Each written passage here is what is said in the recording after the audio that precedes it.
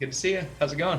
Good, good. I love that you have the Michael Jackson cover on the end of your album. So I need to know why that cover and does Michael Jackson influence you musically?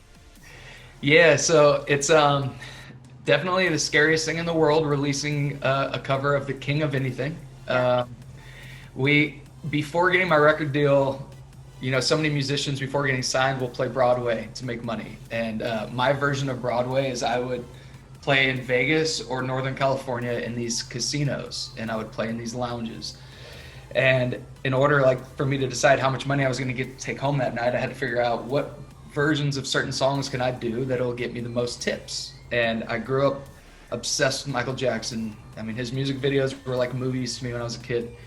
And I grew up playing his songs on the guitar, with my uncle, which a lot of people don't really jam Michael Jackson songs. So I was like, well, so I started kind of put this version together in my mind that is like this sultry, bluesy kind of, I don't know, like dirty country kind of vibe, right? And I started playing that, and my tips started going crazy. And I was like, well, this is for sure the cover I'm always going to do at these lounges to make money. And I flash forward a couple years, hanging out with Scott Bruschetta and George Briner and a couple people from the label, and like, hey, dude, you're going to do this thing called a radio tour, and you're going to go see all these people. What's one cover you would like to do that you think that they'll think, oh, this is cool?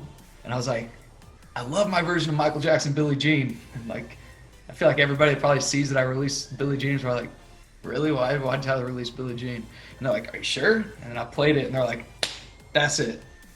And then, and then I got to release it, on my EP and all that stuff. And then to put it, I wanted it to be the end, just because it's so different than anything on the album. And to me, it's almost kind of like the extra track. If we had extra tracks anymore, I don't know if I'm dating myself to a couple young faces in the room, but extra tracks, you let that last song play and it rolls into extra minutes. That would be my Billie Jean on this, but it's a number 11 on this layout. You did mention that you recorded the album during coronavirus, well, obviously with quarantine and stuff. But do you have any maybe favorite behind the scenes memories of making this album that we wouldn't know when we listen to it? Okay, for sure, the feels like home. I'm looking at the songs right now.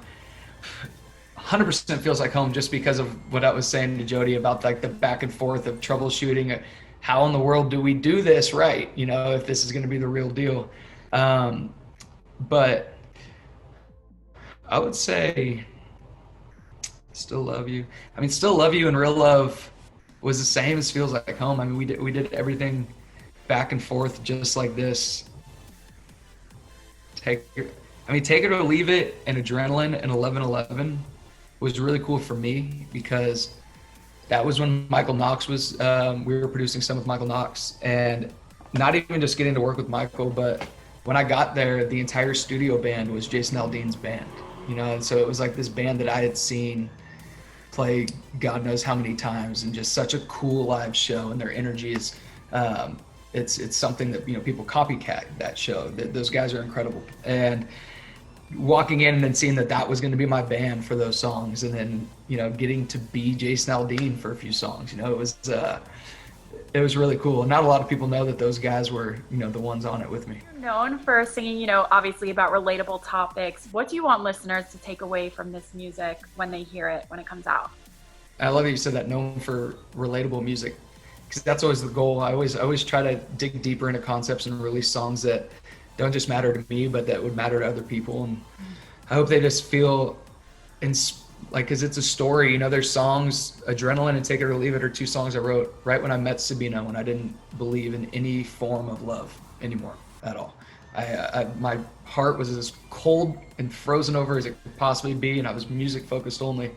And I really didn't believe I would find the person that would let me do that career. And so I hope when people listen to the album, they realize that you can find love again, and it'll be the right person, that you can be yourself, and you should be able to be yourself no matter what that means around anybody. That